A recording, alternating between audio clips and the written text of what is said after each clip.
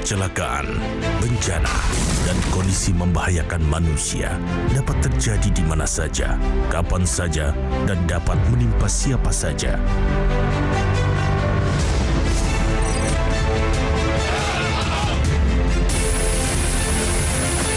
Badan Nasional Pencarian dan Pertolongan atau Basarnas sebagai leading sektor penyelenggaraan operasi SAR siap siaga mengemban tugas mencari, menolong, menyelamatkan, dan mengevakuasi korban. Basarnas bersama potensi SAR di seluruh tanah air siap memberikan pelayanan SAR pada seluruh masyarakat dalam rangka mewujudkan Indonesia Maju.